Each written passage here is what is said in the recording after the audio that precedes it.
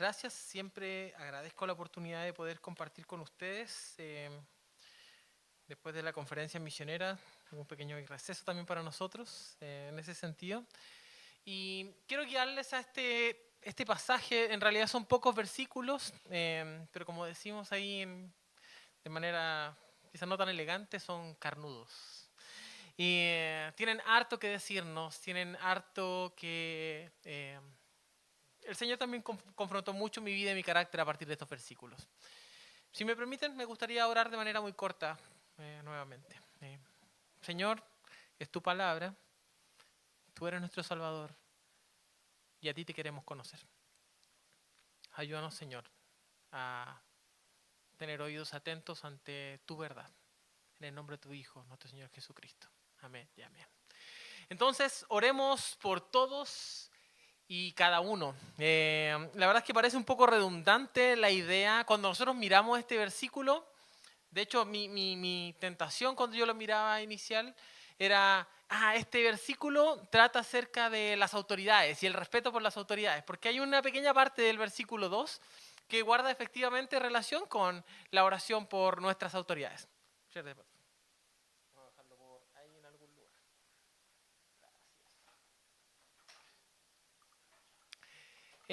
Pero fue sorprendente en realidad entender que no. El foco principal de este pasaje en realidad está en la oración. Vamos a ver que Pablo nos dice constantemente oremos y oremos por todos. Y para eso me encanta siempre darles una pequeña visión general de lo que voy a estar compartiendo con ustedes. Vamos a hablar un poquito acerca del contexto. Va a estar dividido en tres partes. La primera de ellas es oramos por todos, en los versículos del 1 al 2. Lo segundo es oramos para que todos vengan al conocimiento del poder salvador de Dios, versículos 3 y 4. Y luego orando confiados en que Jesús es el único mediador que nos rescató. Y eso es del 5 al 7, para luego avanzar con algunas conclusiones. Pero antes, una pequeña introducción que quiero compartir con ustedes. Imagínense que estamos en una emergencia y vamos al hospital.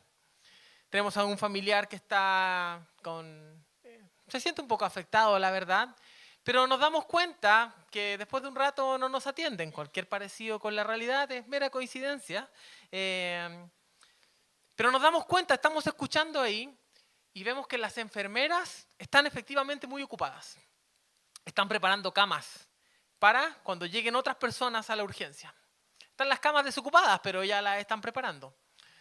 Los médicos, por otra parte, tienen una reunión y en esa reunión están descubriendo los últimos adelantos científicos para su labor como en la medicina. Entonces están teniendo una reunión para charlar acerca de eso. La urgencia está llena, pero ellos están haciendo eso. Un segundo caso tiene que ver porque a lo mejor vamos a ir a una estación de policía o de carabineros. Tenemos una urgencia, hay algo que queremos comunicar, pero nos encontramos con que los carabineros que están ahí están entrenando puntería en algún lugar por ahí, están perfeccionándose, están viendo las órdenes de arresto pendientes alrededor del lugar. ¿Y alguno de nosotros se atrevería a decir que ellos no están haciendo algo inherentemente malo? La verdad es que no. Las enfermeras están preparando todo y los carabineros también se están preparando, están capacitándose para hacer su trabajo. Pero están haciendo su trabajo. Y efectivamente cuando vamos a un hospital sabemos lo que queremos. Tenemos una urgencia médica, hay algo que queremos que ocurra, pero y no nos vamos de ahí satisfechos sin que ellos estén prestando el servicio que se supone que presten.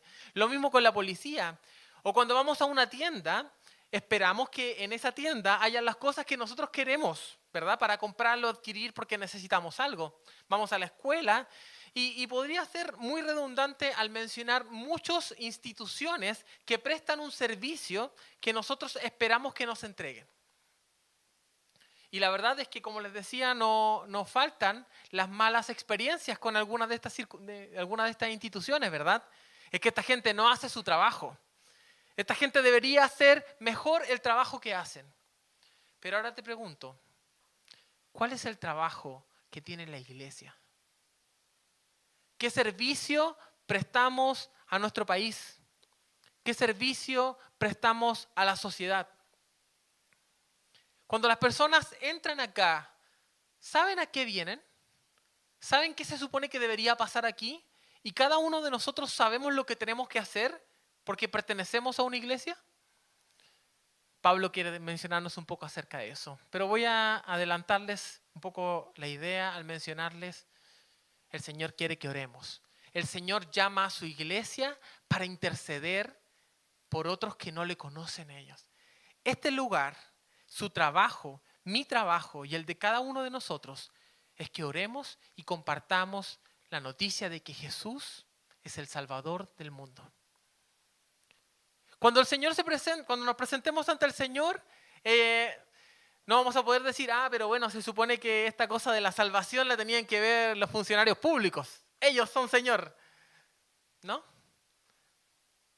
Somos nosotros los que tenemos ese rol. Y efectivamente vamos a entender que esta idea va a estar paseándose por todo este pasaje, donde Pablo confronta una realidad. Y esa es la realidad de que, de alguna manera, la iglesia de Éfeso, a la cual está pastoreando Timoteo, se está volviendo una iglesia elitista.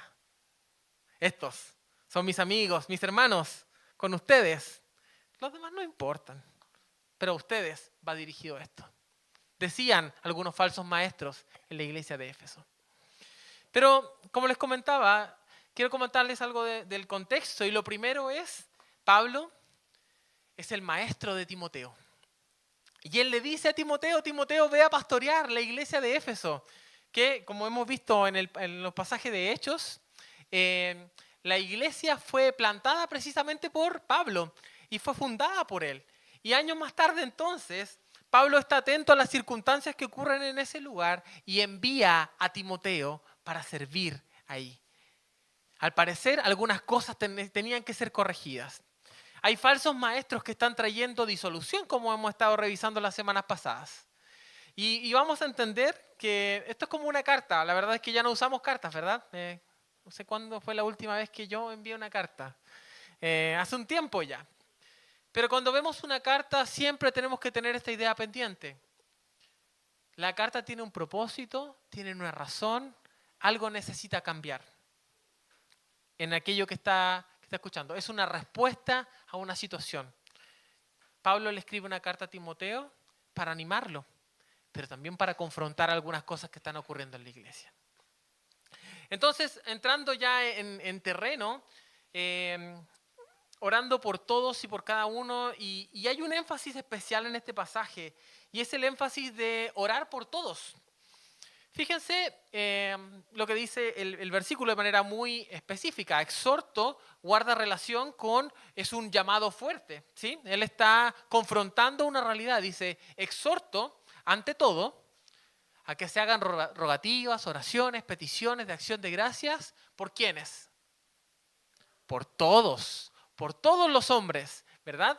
Y vamos a ver, y quiero que revisen rápidamente los que tienen su Biblia ahí. Hay una palabra que se repite en el versículo 1, 4 y 6. Por favor, busquen esa palabra. Es una palabra que se repite en los versículos 1, 4 y 6. ¿Cuál es la palabra? ¿Algunos la encontraron ya? La palabra todos, ¿cierto? Entonces fíjense que en el versículo 1 dice, por todos los hombres. En el versículo 4 dice, Jesucristo, versículo 4, ahí está. El cual quiere que todos los hombres sean salvos. Y el versículo 6 menciona, el cual se dio a sí mismo en rescate por todos. Como les decía, hay una realidad que Pablo está haciendo frente, y es que efectivamente estos falsos maestros en medio de la iglesia de Éfeso están teniendo algunas preferencias. Probablemente preferencias socioeconómicas, ¿sí? Que tampoco se ven en nuestra realidad, es una realidad antigua.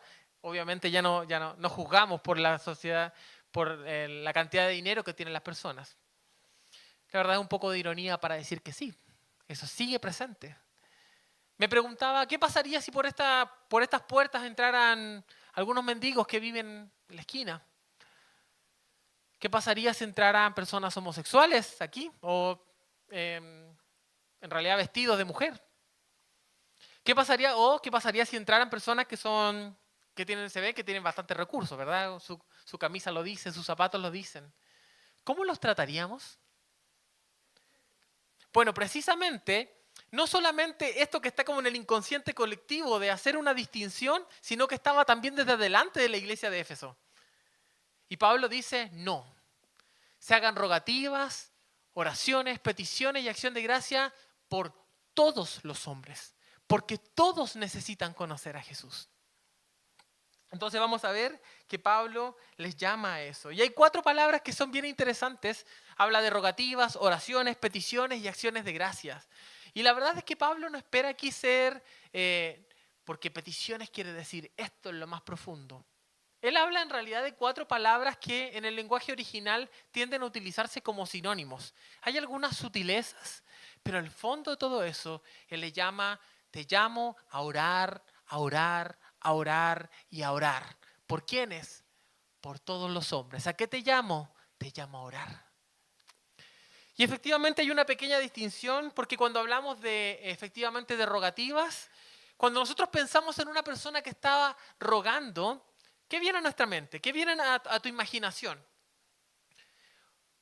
Para mí es una persona que se ve y se palpita la necesidad. Él está rogando, lo necesita desesperado, con todas sus fuerzas.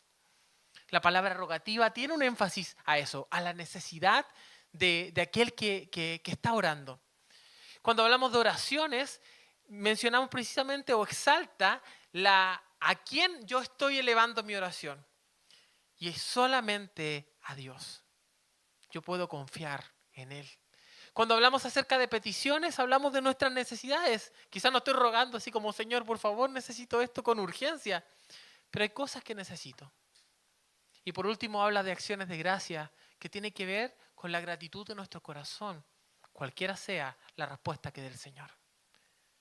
Pero nuevamente Pablo empieza diciendo y confrontando directamente a los falsos maestros en Éfeso, pero también a los hermanos, ora, ora, ora, ora. ¿Por quién? Por todos los hombres. Y cuando habla de hombres, yo sé que se entiende contextualmente, pero el lenguaje original se refiere a todas las personas, no solamente a los masculinos. Bueno hacer Pero sin embargo, en el versículo 2 menciona esto, y hace un énfasis de carácter especial, y habla de los reyes y por todos los que están en eminencia. Y efectivamente, hermanos, nuevamente, ¿cuál es el trabajo de la iglesia? Orar. ¿Orar por quiénes? Por todos. Gracias. De a poco van a ir diciéndolo todos juntos, de a poquitito. Vamos a ir perfeccionando el coro. Pero efectivamente somos llamados a orar, orar, orar y orar por todos. Pero efectivamente Pablo hace una bajada específica y habla efectivamente de las personas, de las que están en eminencia. Habla de reyes, de gobernadores. No es poco decir, en el tiempo de Pablo, la mayor autoridad es Nerón. Y Nerón no es precisamente un pan dulce. Nerón, acusado de incendiar Jerusalén, de incendiar Roma y echarle la culpa a los cristianos. Nerón, en cuyos tiempos se prendían vivos los cristianos en los postes de luz. Ese mismo Nerón del cual están hablando. Y aquí Pablo le está diciendo, sí, también oren por Nerón. Y es interesante porque, ¿verdad?, estamos en un momento político bien interesante para nuestro país. Hay candidatos de izquierda y hay candidatos de derecha y no precisamente son amigos o hay algo común entre ellos. Pero en medio de todo esto, adivinen cuál es el rol de la iglesia. Orar. Oramos por ellos. Oramos por Gabriel Boric. Oramos por la candidata Jara. Y oramos por el candidato Kast también. Y aquí Pablo nos va a decir por qué. Pero antes de decirles por qué, hermanos, no hay otra institución gubernamental o social que sea llamada a interceder ante el mismo Dios por las autoridades. Solamente la iglesia hace eso. Y si ustedes no lo hacen, y si yo no lo hago, ¿quién lo va a hacer? Es el mismo Señor quien nos pide orar por esas personas que están en eminencia. Es nuestro llamado, es nuestro trabajo, hermanos, orar por ellos. Y efectivamente nos dice por qué. Dice, ¿para qué vivamos quieta y reposadamente? Y acá les doy una pequeña petición de oración por nuestras autoridades. Oremos por sabiduría para ellos. Efectivamente, estamos bien lejos de estar en un mundo lleno de anarquía, ¿verdad? Donde cada uno hace lo que bien le parece. En términos, hay organismos de seguridad, hay organismos de salud. No es cada uno haciendo lo que le parezca, no es la anarquía. Sé que por momentos pudiera parecer así, pero es solo una... la situación real de anarquía sería muy distinta a cómo está nuestro país en este momento. Pero efectivamente, oramos para que ellos tomen decisiones sabias sobre cómo administrar nuestro país. Oramos por nuestros países hermanos también. Entonces, hermanos, somos llamados a orar por ellos para que sean sabios a la hora de administrar las cosas que el Señor les ha dado. Oramos por ellos con eso y tenemos un especial encargo al respecto. El Señor, pero parece extraño esto de vivir quieta y reposadamente. ¿El Señor quiere que vivamos quieta y reposadamente? Sí, debería irme al campo, ¿verdad? Debería irme a una isla paradisiaca, ahí me tiro en una hamaca y esto es quieta y reposadamente. Eso es lo que viene a mi mente cuando pienso en esta quietud. Pero Pablo está muy consciente nuevamente de que esa no es la realidad. Se refiere a un estado en el cual ellos viven confiados. Aunque están bajo el reinado de Nerón, ellos siguen confiados en su verdadero rey. Eso hace que su corazón alcance reposo. El otro día estuve compartiendo el evangelio con una persona en la Universidad Católica. Justo el día siguiente a las elecciones, un lunes. El lunes pasado. Y él estaba realmente abrumado por el resultado de las elecciones. Yo nunca había visto un estudiante tan preocupado de eso. Tiene un partido político al que está afiliado. Pero él estaba abrumado y yo decía, para él es gran cosa que salga este candidato, este otro candidato. Y efectivamente, para nosotros también podría serlo. Pero su respuesta venía de realmente estar sentido por eso. Eso tocaba su tranquilidad. Sigue siendo una excepción, pero se los menciono porque no da lo mismo. Pero seguimos orando porque el Señor pone a los reyes, ¿verdad? Y efectivamente somos llamados a vivir en piedad y santidad. Dice al final de este versículo, en toda piedad y honestidad. Me gusta más la versión de la Reina de las Américas, versión de las Américas, que dice piedad y santidad. Y cuando hablamos de piedad, habla de cómo debemos vivir nosotros en este mundo, hermanos. Y cuando hablamos de piedad, me refiero a que ustedes puedan ser conocidos como personas pacíficas. En un mundo que no necesariamente pregona la paz, pero los cristianos necesitamos ser conocidos como personas pacíficas. Necesitamos ser conocidos como personas que viven en santidad, que son rectos y temerosos de Dios en lo que se hace. Entonces, hermanos, cuando te ven a ti, ¿ellos ven esto? Dice Pablo en un pasaje en 2 de Tesalonicenses, creo, que dice que Pablo le llama a los tesalonicenses a comportarse de manera digna porque algunas personas los están viendo y a partir de lo que vean en ellos van a poder tener una apertura a conocer de Dios. Hermano, lo mismo te llamo a ti. ¿Eres tú un ejemplo? ¿Eres tú pacífico? ¿Eres tú temeroso de Dios en el lugar donde Él te ha puesto? Y efectivamente podemos ver lo que ocurre ahí. Probablemente habían algunos escandalosos en Éfeso. Pero también en nuestros días, ¿verdad? Cuando le preguntamos a nuestros colegas o amigos, hablamos simplemente de la fe, pero ¿cómo el pastor tanto? ¿Pero cómo la iglesia tanto? ¿Pero cómo todas estas circunstancias? Y efectivamente, el mal testimonio de algunos ha manchado la reputación de la iglesia.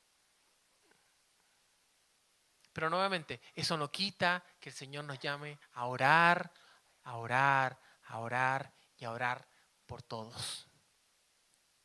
Para que vivamos una vida quieta y reposada en toda piedad y honestidad. Somos llamados a orar por todos.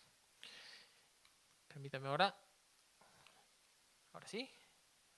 Esto estaba funcionando hasta hace un momento, Felipe. Gracias, muchas gracias. Y efectivamente pasamos a una segunda parte en la que el Señor nos llama a que podamos venir al conocimiento del poder salvador de nuestro Dios. Y esa es su motivación. Déjenme leer cortito lo que dice el versículo. ¿Por qué? Porque esto es bueno y agradable delante de Dios, nuestro Salvador, el cual quiere que todos, nuevamente, el cual quiere que todos los hombres sean salvos y vengan al conocimiento de la verdad. Porque esto que está al inicio del versículo 3 se refiere principalmente a esto. Oraciones, oraciones, oraciones y oraciones por todos. Y él dice que esto es bueno, el versículo 3 y 4. Déjame explicártelo de la siguiente manera. Cuando tú oras para que las personas conozcan del Evangelio, hay una sonrisa en la cara de Dios. Él se complace en eso. Mírenlo así. El Señor tiene el poder para cambiar la vida de todas las personas. ¿Estamos de acuerdo? ¿Y por qué nos pide orar por algo que Él ya quiere hacer? ¿Por qué el Señor nos pide hacer a nosotros o pedirle a Él algo que Él ya quiere hacer? Es como si le dijera yo a mi esposa, amor, pídeme que juegue a la pelota, por favor. Pídeme. Y yo, ya, dale. Pídemelo, por favor, pero dale. Y eso está en el corazón del Señor, pero déjame explicarte por qué. Porque Él quiere que te relaciones con Él. Él quiere que su corazón sea tu corazón. Él quiere que tu corazón también lata para que otros le conozcan. Y que aquello que recibiste tú por gracia también sea recibido por ellos. Por eso Él se complace en que tú puedas orar por la salvación de las personas. Eso está en su corazón y es tu llamado para ti también. Y efectivamente es el deseo de Dios de salvar a todos. Ahora hay una complejidad, pero ¿cómo oro por todos? ¿Oro por nombre por todas las personas? Oro por, ya Señor, hoy oro por tal, por todo por nombre, por favor. Y efectivamente hay una dificultad en eso, ¿verdad? Yo no me acuerdo de mis compañeros del colegio, no me acuerdo de sus nombres, pero obviamente no se refiere a eso, sino que podamos orar por personas que son diferentes a nosotros, étnicamente, raza distinta, sexo distinto, personas de otros países. Lo que está haciendo es abrir nuestra mirada, está haciéndolo extensivo, pero está haciéndolo extensivo porque Él lo hizo extensivo primero. Fíjense que nosotros no somos de ningún grupo en particular. La mitad más o menos de la iglesia son hombres, entonces no se trata acerca de hay exclusividad para los hombres o para las mujeres. O no, tiene que ser como con ciertos rasgos físicos. No, tampoco. El Señor tiene en su deseo que todos los hombres le conozcan. Él quiere que todos los hombres sean salvos y vengan al conocimiento de la verdad. Pero efectivamente, aquí hay una noción. ¿Todos van a ser salvos? ¿Todos van a conocer a Dios? Y acá hay una tensión, ¿verdad?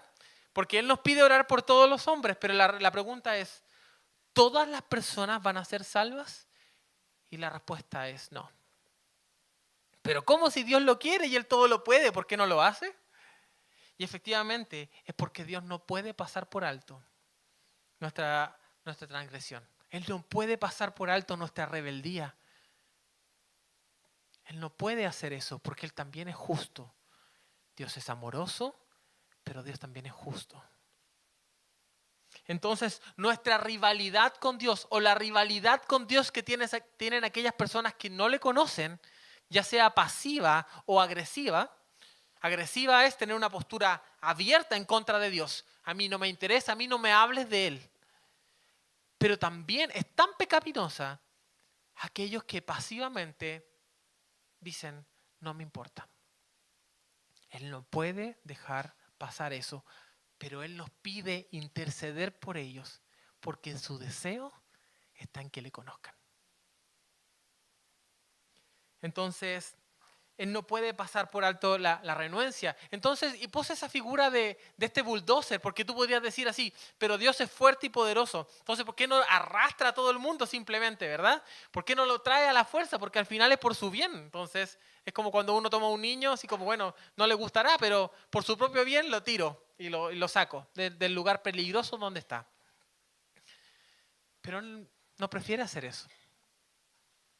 El corazón del Señor busca que le sigan a Él no porque pueda ejercer su fuerza para cambiar la percepción de las personas respecto a Él.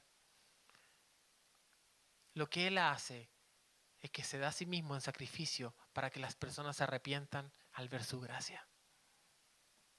Es tu decisión, es la decisión de las personas, pero nuevamente el Señor te llama a orar, a orar, a orar y a orar. ¿Por quiénes? Por todos, por todas las personas. Una última parte tiene que ver con los versículos... gracias. Una última parte tiene que ver con los versículos del 5 al 7, y es que debemos orar confiados en que Él es el único mediador. Entonces Pablo acá hace tres énfasis en esta última parte. Y dice que porque hay un solo Dios y un solo mediador entre Dios y los hombres, Jesucristo, hombre, el cual se dio a sí mismo en rescate por todos. ¿Por quiénes? Vamos a tener que seguir trabajando en eso. De lo cual se dio testimonio a su debido tiempo. Para esto yo fui constituido predicador y apóstol. Digo verdad en Cristo, no miento. Y maestro de los gentiles en fe y en verdad. Pablo nos va a hablar acerca de Jesús de tres maneras y para hablarnos acerca del corazón. ¿Cómo Pablo sabe cuál es el corazón del Señor? Y él nos va a hablar acerca de tres razones en realidad. La primera de ellas es porque hay un solo Dios. Y esto no es un asunto de hinchada. Es que este es mi equipo, es el mejor, es el único equipo, no existe nadie más. Dirá un judío, ¿verdad? Diría, Pablo judío obviamente piensa que su Dios es el único Dios. Pero no, Él no lo hace desde la camiseta. Él lo hace desde la convicción de que, hermanos, no hay otro Dios. No hay otra persona en que puedan tener salvación los hombres. Entonces, cuando vemos que otras personas no conocen al Señor y están siguiendo sus propios dioses, están siguiendo fantasmas, están engañados. Ellos no siguen al único verdadero Dios. Entonces Pablo nos dice, como hay un solo Dios, a Él debe ir toda la gloria. Hermanos, hay personas a nuestro alrededor que no le están dando la gloria a Dios, que no están reconociéndole a Él como su Señor y su Salvador. Esas personas necesitan hacerlo. Perdón, más allá de que las personas lo necesiten. Y no es que Dios carezca de la gloria, Él la tiene, pero hay personas que no le reconocen. Y por otra parte, estas personas necesitan entender de que hay un solo Dios, de que no son miles de caminos, porque al final, como dice el dicho, todos los caminos llevan a Roma, ¿verdad? Todas las religiones llevan al mismo punto, ¿verdad? No, hay un solo Dios. Y como hay un solo Dios, Él merece la gloria y Él merece ser conocido por todas las personas. Entonces, nuevamente, esta no es una idea universalista. Es la certeza de que no hay otro. Solo Dios. Hay un solo Dios. Pero una segunda característica es que Pablo nos dice que hay un solo Dios y también hay un solo mediador. Ahora, esta figura de mediador probablemente la han escuchado cuando se generan conflictos en algunos lugares. Aparece esta figura del mediador, ¿verdad? Que reconcilia dos sectores. Ahora, hace poco me enteré de que en los colegios ahora hay un departamento especial que se llama convivencia escolar. ¿Cuántos habían escuchado esto? Los profes y dos más. ¿Ah? Qué vergüenza. Ya. El punto es que convivencia escolar lo que se encarga es que efectivamente hay situaciones entre profesores o alumnos y alumnos. Entonces antes tenía que resolver todo el inspector. ¿Verdad? Todo para él. O los profesores en realidad también. Hoy está la figura de un... ¿cómo se llama la figura? El mediador. ¿Cómo? Es el encargado de convivencia. Muchas gracias. Pero efectivamente, hermanos, tenemos un problema. Dios está molesto. Dios está molesto por el pecado, por el rechazo. Y hay personas que no le conocen. Necesitamos un mediador entre estas dos partes.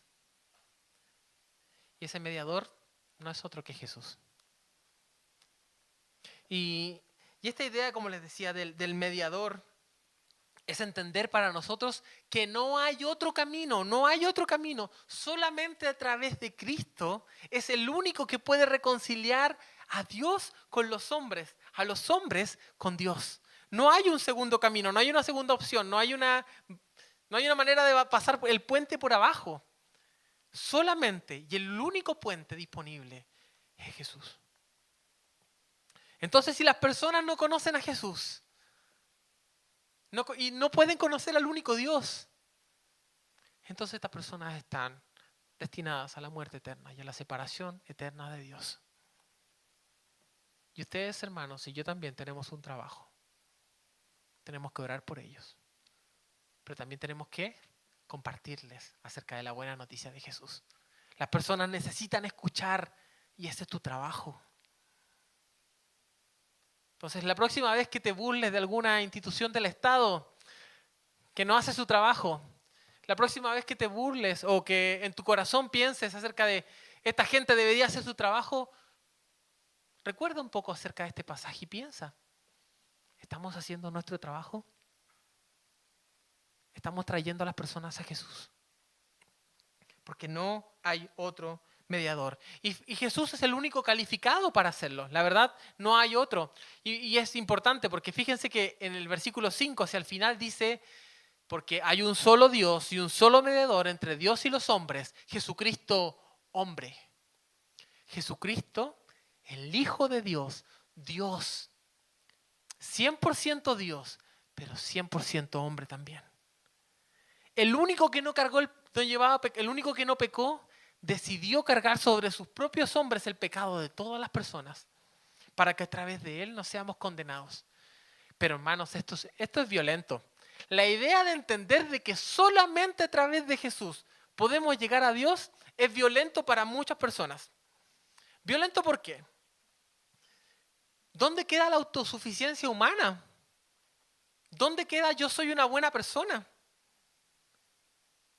¿No? Queda de lado. No puedo ser autosuficiente porque yo dependo de Dios. Y está bien que dependa de Dios. Pero también excluye otras religiones, hermanos. No hay otra religión. Solamente a través de Jesús podemos llegar a Dios. Y esa es una verdad. No es como, bueno, pero Jorge está haciendo demasiado. No. Es lo que nos dice el Señor en su palabra. Él nos dice que no hay otra manera de tener una relación con Dios que a través de Jesús. Porque Él es el único mediador. Y esto va a ofender a muchas personas. Efectivamente. Y como hay un solo mediador, hermanos, déjenme ir básicamente a una situación bien particular. Y tiene que ver con, en nuestra conciencia pública, por momentos está esta idea de que hay más mediadores. Sin ir muy lejos, los santos, para algunas personas, son algunos mediadores, ¿verdad? Y a mí me impresiona, pero también me asusta un poco. Una realidad que se da en muchos como funerales. Y tiene que ver con esta idea de que este amigo, este familiar, este hermano, va a estar hablándole al oído a Dios de mí. Y me va a estar protegiendo. Yo sé que muchos de nosotros, a lo mejor en algún momento, algunos de ustedes lo han creído, en algún momento también yo me consolaba con esa idea. Quizá esta persona va a estar con Dios, esta persona le va a estar hablando de mí, está acompañándome. Pero no hay otro mediador, solamente hay uno, Jesucristo. No hay un ser celestial, no hay un ángel al cual podemos pedirle que hable bien a Dios de nosotros. Solamente Dios, solamente Jesús. Y efectivamente lo que pasa con Jesús es que hay un nuevo pacto, las cosas cambian. Cuando viene Jesús, Y dice, hay un solo Dios y un solo mediador entre Dios y los hombres, Jesucristo, hombre. También guarda relación con que a través de un hombre entramos en el mundo del pecado, ¿verdad? Porque un hombre pecó. Pero ahora en un hombre tenemos redención y las cosas cambian porque Jesús vino. Hoy podemos tener la esperanza de tener una relación con Jesús. Y el último rol del que Pablo habla es que Cristo también es un rescate. Y si ustedes ven ahí, una de las figuras que puse en esta diapositiva tiene que ver con una venta. Una venta de esclavos en realidad. En el pasado lo que pasaba era que tú tenías la posibilidad de comprar a personas para que sirvieran en alguna área. No es nuestra realidad. Puede ser alguna realidad en algunos países. Algunos dicen que trabajan como esclavos, pero no es lo que aplica, no es lo que aplica aquí. Y efectivamente esta noción de rescate, que está ahí en negrito en el versículo 6, tiene que ver efectivamente con un sentido comercial. Y hay dos sentidos comerciales al respecto. El primero de ellos tiene que ver con la compra de esclavos, ¿sí? Entonces tú podías, o el esclavo podía comprar por su rescate y a partir de eso ser libre. Pero eso era un valor monetario, era un valor tangible. Pero la otra también tiene que ver cuando hay una situación de rehenes, ¿verdad? Ustedes han escuchado que en algunos países se toman a alguna persona y le piden a la familia un rescate, ¿verdad? Entonces, el rescate, en el sentido que está siendo utilizado en este pasaje, es una palabra bien única, pero se puede mencionar, tener un símil en otros pasajes, y que tiene que ver con el monto de, el dinero, el costo. Y acá nos está diciendo que el costo fue Jesús. Fíjense entonces, ¿pero costo de qué?